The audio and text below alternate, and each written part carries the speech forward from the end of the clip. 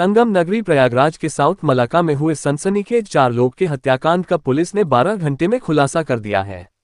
वहीं हत्याकांड में शामिल एक अभियुक्त को पुलिस ने गिरफ्तार किया है। वहीं पुलिस कमिश्नर प्रयागराज जोगेंद्र कुमार ने आज प्रेस वार्ता करते हुए खुलासा किया कि मृतक अभिषेक ने अपने दोस्तों सनी के साथ मिलकर पहले अपने पिता, मां और बहन की हत्या की थी।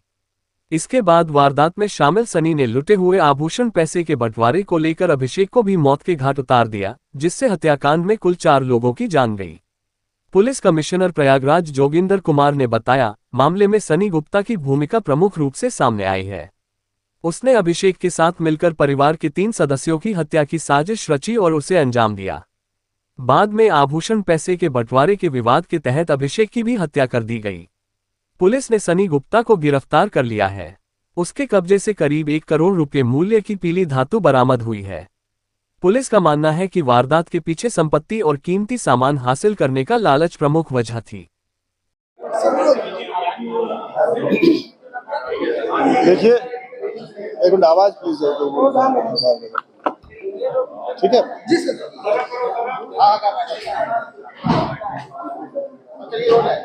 क्या घटना जी खुलासा किया पुलिस ने? देखिए, ये 31 तारीख रविवार को साउथ मलाका एरिया में थाना कोतवाली में कमिश्नरेट प्रयागराज में एक घटना हुई है। उसका खुलासा किया गया है। उसमें एक अभियुक्त सनी गुप्ता को अरेस्ट किया गया है और उसके कब्जे से लगभग 1 किलोग्राम सोना और 360 ग्राम चांदी की बरामदगी की गई है।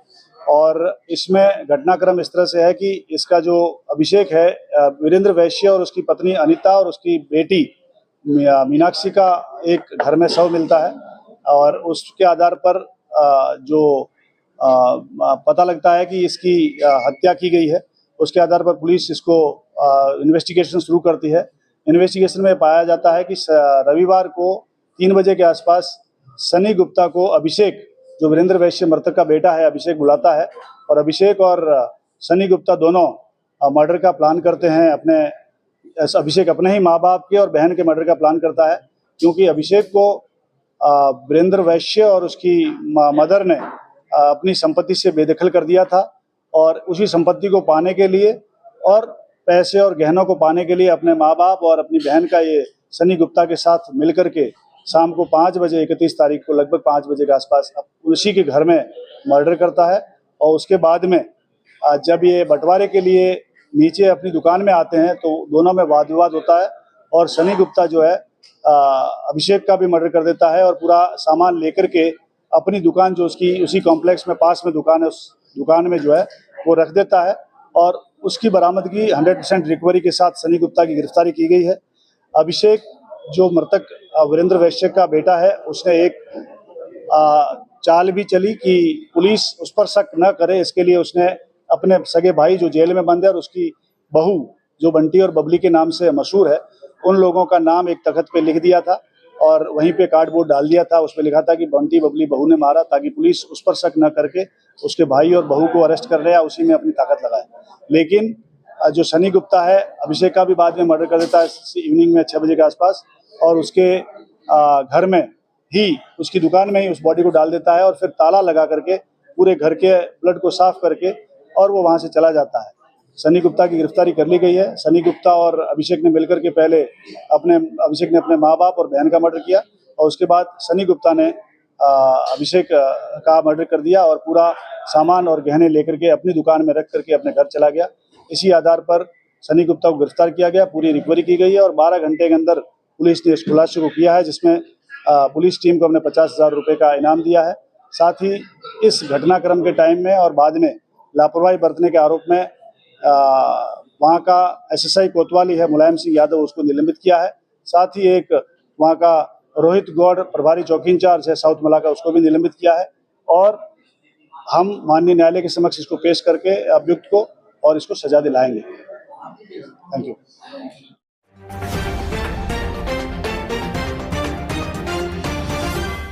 पंचांग के अनुसार आज ज्येष्ठ अधिक मास का बड़ा मंगल है, जिस बड़ा मंगल को बुढ़वा मंगल के नाम से भी जाना जाता है। पुराने मान्यताओं के अनुसार कहा जाता है कि बड़ा मंगल पर हनुमान जी भगवान श्री राम से मिले थे और आज ही के दिन उन्हें चिरंजीवी होने का वरदान भी मिला था। कलयुग में हनुमान जी की पूजा सबसे ज्यादा फलदायी मानी गई है। हिंदू मान्यता के अनुसार हनुमान जी चिरंजीवी हैं और वे हर युग में पृथ्वी पर मौजूद रहते हुए अपने भक्तों का कल्याण करते हैं।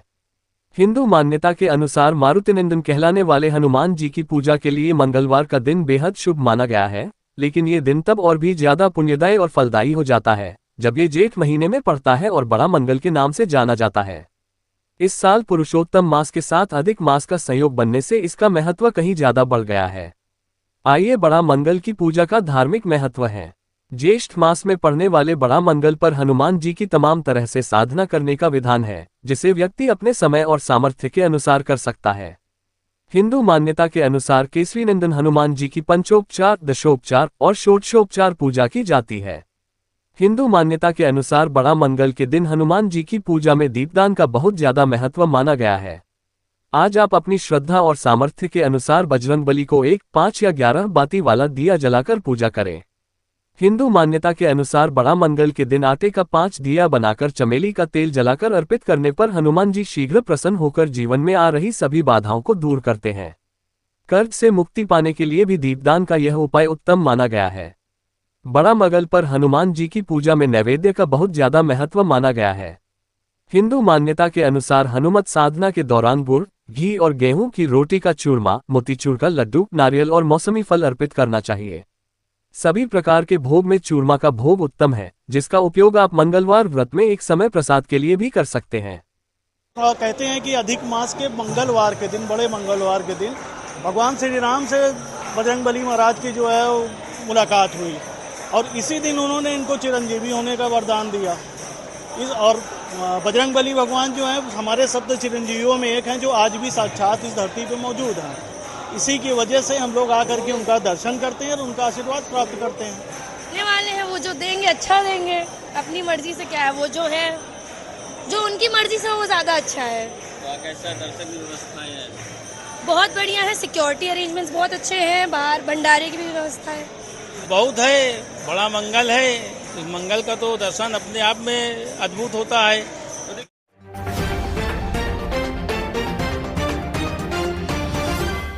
नीट परीक्षा के बाद अब उत्तर प्रदेश अधीनस्थ सेवा चयन आयोग की लेखपाल भर्ती परीक्षा के कथित पेपर लीक मामले को लेकर सियासत तेज हो गई है। सपा राष्ट्रीय अध्यक्ष अखिलेश यादव के निर्देश पर प्रदेश भर में विरोध प्रदर्शन किया गया। इसी कड़ी में संगम नगरी प्रयागराज में 2 जून की रोटी और बढ़ती महंगाई और पेपर लीक मामले को लेकर सपाइयों में आक्रोश देखने को मिला और प्रधानमंत्री और केंद्र सरकार से इस्तीफा की मांग की। समाजवादी पार्टी के कार्यकर्ता हाथों में पोस्टर और बैनर लेकर सरकार के खिलाफ नारेबाजी करते हुए जिलाधिकारी कार्यालय की ओर कूच कर गए, जिसमें पूर्व मंत्री, पूर्व विधायक समेत कई बड़े चेहरे और बड़ी संख्या में जुटे कार्यकर्ताओं ने कलेक्ट्रेट परिसर में काफी देर तक प्रदर्शन करते हुए प्रदेश और केंद्र सरकार के खिलाफ आवाज बुलंद की। प्रदर्शन के दौरान कथित पेपर लीक मामले के अलावा डीजल, पेट्रोल की बढ़ती कीमतें, महंगाई, महिला उत्पीड़न और बेरोजगारी जैसे मुद्दों को भी प्रमुखता से उठाया गया। सपा नेताओं ने आरोप लगाया कि सरकार लगातार भर्ती परीक्षाओं में पारदर्शिता बनाए रखने में विफल रही है, जिसके कारण लाखों प्रतियोगी छात्रों का भविष्य संकट में पड़ गया है। उन्होंने कहा कि भर्ती परीक्षाओं में बार बार पेपर लीक होने से युवाओं का विश्वास व्यवस्था से उठता जा रहा है। नेताओं ने आरोप लगाया कि सरकार जानबूझकर ऐसी परिस्थितियां पैदा कर रही है जिससे दलित, पिछड़े और अल्पसंख्यक वर्ग के युवाओं को रोजगार के अवसरों से दूर रखा जा सके। प्रदर्शनकारियों ने पेट्रोल, डीजल समेत आवश्यक वस्तुओं की बढ़ती कीमतों को लेकर भी सरकार को घेरा और कहा कि लगातार बढ़ती महंगाई से आम जनता परेशान है। समाजवादी पार्टी नेताओं ने चेतावनी दी कि यदि युवाओं और आम जनता से जुड़े मुद्दों पर सरकार गंभीरता नहीं दिखाती है तो आंदोलन को और व्यापक किया जाएगा। पूरे प्रदेश में समाजवादी पार्टी का आह्वान है, जनता के जो मुद्दे हैं उन जनता के मुद्दे पे ये सरकार फेल है। छात्र हो, नौजवान हो, महिला हो, किसान हो, और जिस तरीके की धर्म की राजनीति इस देश के अंदर चलाई जा रही है, जिस तरीके से धर्म को बांट करके इस देश में लड़ाई को पैदा की जा रही है, आपस का भाईचारा खत्म किया जा रहा है। देश के अंदर जो महंगाई है चरम सीमा पे है। आज डीजल हो, पेट्रोल हो, सिलेंडर हो और पेपर नीट का मामला हो और भी परीक्षाओं का मामला हो, नौजवानों के भविष्य का साथ खिलवाड़ किया जा रहा है, किसानों के साथ खिलवाड़ किया जा रहा है। आज ही वर्तमान सरकार के खिलाफ माननीय राष्ट्रीय अध्यक्ष अखिलेश यादव जी के आह्वान पर पूरे प्रदेश में ये कार्यक्रम चलाया जा रहा है, तहसील स्तर पर चलाया जा रहा है। उसी स्तर पे आज यहाँ जिला मुख्यालय महानगर की तरफ से प्रयागराज में आज ये इस तरीके का हम लोगों ने आंदोलन छेड़ा है। मैं श्री प्रकाश राय लल्लन राय, पूर्व राज्य मंत्री, वर्तमान प्रदेश महासचिव समाजवादी पार्टी। समाजवादी पार्टी महानगर इलाहाबाद के तत्वाधान में हम लोग आज उत्तर प्रदेश सरकार के खिलाफ धरना और प्रदर्शन के माध्यम से महंगाई का विरोध करते हैं। जिस तरीके से पांचों राज्यों में चुनाव खत्म होने के बाद पेट्रोल, डीजल, गैस के दामों को बेतहाशा वृद्धि हुई है, पेपर लीक हो रहे हैं, हमारे नौजवान बेरोजगार छात्र आत्महत्या कर रहे हैं। इसके विरोध में आज समाजवादी पार्टी आंदोलन कर रही है। और अगर उत्तर प्रदेश की सरकार ने नहीं माना, महंगाई कम नहीं की, पेपर लीक पर रोक नहीं लगाई, तो समाजवादी पार्टी आने वाले दिनों में सड़कों पर उतरेगी। महबूब उस्मानी, पूर्व राष्ट्रीय सचिव समाजवादी पार्टी इलाहाबाद। पार्टी नगर इकाई की तरफ से आज नगर मजिस्ट्रेट को ज्ञापन सौंपा गया है, जिसमें बिजली की महंगाई दर है, पानी की समस्या है और साथ ही साथ पेपर लीक का मामला है। और जब से भारतीय जनता पार्टी 2014 से आई है, झूठे पर झूठे बोलना शुरू किया है। आज डीजल का दाम, पेट्रोल का दाम जो है बहुत ज़्यादा बढ़ गया है। ये सरकार जो है, ये सरकार छात्र विरोधी, नौजवान विरोधी, किसान विरोधी, व्यापार विरोधी सभी मामलों में विफल है। महंगाई बढ़ती जा रही है, मगर जो भाजपा है वो कह रही है कि विपक्ष जो है सिर्फ एसी कमरे में बैठ के ट्वीट करना जानता है। आज आप लोग देखिए गलत है। समाजवादी पार्टी समय समय पर हमेशा जन आंदोलन के माध्यम से भारतीय जनता पार्टी को आगाह करने का काम करती है। और आज देख रहे जिस तरह से पेपर लीक हो गया है और इलाहाबाद का प्रशासन आज बदले की भावना से काम कर रहा है। पेपर लीक हो जाने से आज कोचिंग बंद कर दी गई है, इसलिए हजारों नौजवानों का भविष्य खतरे में है। आज जो किसान का बेटा आज इलाहाबाद में कोचिंग कर रहा था, वो सारे के सारी कोचिंग आज बंद कर दी गई है। अभी तक इनको नहीं पता था कि ये मकान सही है कि गलत है। इसका मतलब ये भ्रष्ट प्रशासन है, भ्रष्टाचार चरम सीमा पर भरा हुआ है। आज जब पकड़ जाने के बाद जो है, आज वो जब छात्र आंदोलन कर रहे हैं नीट को लेकर के, तो वो जो है इस बात को कह रहे हैं कि इनके मानक पूरे नहीं हैं। अगर मानक पूरे नहीं थे, कोचिंग चल रही थी, ये क्या कर रहे थे? मेरे कहने का ये प्रशासन बराबर जारी रहेगा। अभी हमारे गंगा पार में सभी तहसीलों पर जो है धरना पसंद किया गया है, नगर में हो रहा है। ये इसको अगर नहीं मानते तो हम लोग जन आंदोलन के माध्यम से गांव-गांव जाकर के इनके भ्रष्टाचार को उजागर करने का काम करेंगे। जिस तरह से बेरोजगारों के नाम पर, बेरोजगारी मुद्दे पर ये भाजपा आई है, 2 करोड़ नौकरियां देने के नाम पे आई थी, आज एक भी नौजवान सारे के सारे लोग बेरोजगार हैं। आज आप देख लीजिए, जब प्रधानमंत्री जी कहा करते थे कि महंगाई का मां शब्द ना बोलूं, आज देखिए जब कांग्रेस की सरकार थी तो डीजल क्या रेट था, आज डीजल का रेट है 100 के पार हो रहा है। गैस सिलेंडर आज 1000 के पार हो गया है। इसलिए आज समाजवादी पार्टी जन आंदोलन के माध्यम से हमारे कार्यकर्ता ये, क्योंकि मीडिया हमारे पक्ष में नहीं है, तो धरना से, प्रदर्शन से, चट्टी चौराहे आप जैसे लोग हैं, मगर मीडिया जो बड़ी मीडिया है वो कह रही महंगाई है ही नहीं है। तो मेरे कहने का मकसद ये है कि इसी बात को हम लोग इसे उजागर करने का काम करेंगे और ये भ्रष्ट सरकार है, इसको उखाड़ को फेंकेंगे। 2027 में जब समाजवादी पार्टी की सरकार बनेगी, केंद्र की सरकार अपने आप गिर जाएगी। देखिए, आज तमाम समाजवादी पार्टी के कार्यकर्ता और पूरे पीडीए परिवार उत्तर प्रदेश में हो रहे भ्रष्टाचार और पूरे देश में हो रही महंगाई, पेपर लीक और छात्रों का उत्पीड़न जो हो रहा है, उसके खिलाफ सब सड़कों पे उतरे हैं। जनप्रतिनिधियों का एक रोष है छात्रों के बीच, आम जनता के बीच, कभी महंगाई, कभी पेट्रोल, कभी बिजली, कभी गैस को लेकर, ऊपर से पेपर लीक। इन तभी समस्याओं को लेकर आज हम लोग कलेक्ट्रेट पर आए हैं अपना ज्ञापन देने शांतिपूर्ण तरीके से, लोकतांत्रिक अधिकार के तहत। हम लोगों का ये कार्यक्रम इस देश को जगाने का, युवाओं को जगाने का, बेरोजगारों को जगाने का, किसानों मजदूरों को साथ लेकर चलने का और उनकी समस्याओं में, उनकी परेशानियों में कंधे से कंधा मिलाकर साथ देने का है। और इस सरकार को बदलकर समाजवादी पार्टी सरकार की सरकार बनानी है और फिर से देश प्रदेश को खुशहाल बनाना है। तारिक खान, राष्ट्रीय सचिव समाजवादी पार्टी उल्लू करना चाहते हैं कि भारतीय जनता पार्टी पूरी तरीके से फांसीवादी ख्याल से प्रभावित हो चुकी है।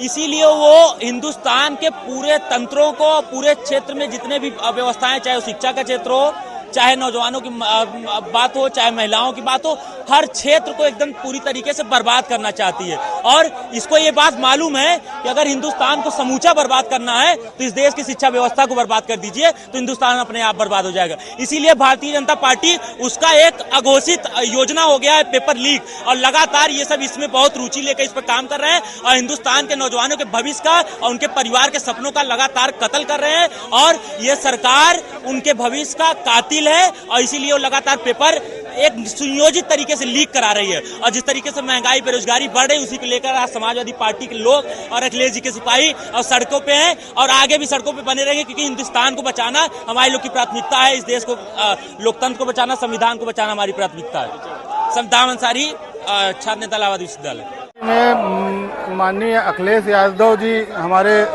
पूर्व मुख्यमंत्री उत्तर प्रदेश के आह्वान पर हम लोगों ने जो है बढ़ती हुई महंगाई, बेरोजगारी और एलपीजी का दाम, पेट्रोल का दाम लगातार आसमान छू रहा है। और ये नीट परीक्षा जो हुई है उसमें पेपर लीक हुआ है, लाखों बच्चों का भविष्य दांव पे है। इस सरकार में, इस निकम्मी सरकार के खिलाफ हम लोगों ने आज महामहिम राज्यपाल जी को ज्ञापन देने का काम किया है। पूरे समाजवादी महानगर अध्यक्ष, पूरी इकाई, हर पूरी टीम यहाँ मौजूद है। पूर्व विधायक हाजी परवेज अहमद जी मौजूद हैं, समाजवादी का एक एक कार्यकर्ता मौजूद है यहाँ पर। बढ़ती हुई महंगाई के खिलाफ आज हम लोगों ने आंदोलन किया है यहाँ पर। मैं नदीम अली, पूर्व पार्षद प्रत्याशी, समाजवादी पार्टी, करेली प्रयागराज।